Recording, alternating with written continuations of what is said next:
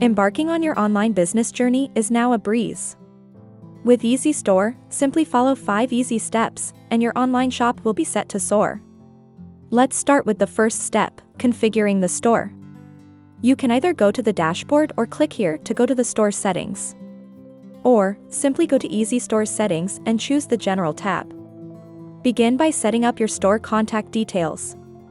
Provide your store name, store email, and store phone number.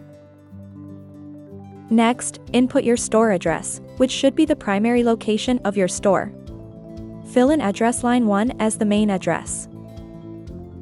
Include additional details in address line 2, such as your shop number, PO boxes, or other address designators. Enter your city name, postcode or zip code, country, and state to complete your store address setup. Moving on, specify the countries where you intend to sell your products. If you sell your products worldwide, choose all countries. If you sell your products only in some specific countries, choose specific countries.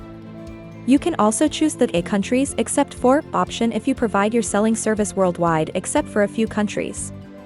When selecting specific countries, use the Select Countries option to choose the ones where you want to sell your products. Click Done when your country list is finalized. You can also opt for the A countries except for option if you offer your services globally but want to exclude specific countries.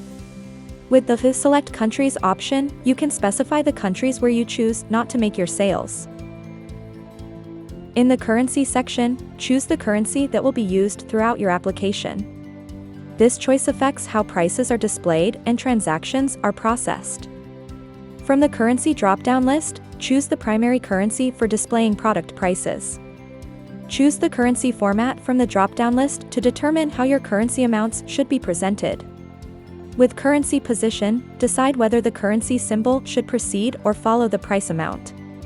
Use the thousands separator to specify the symbol used for separating thousands in currency values.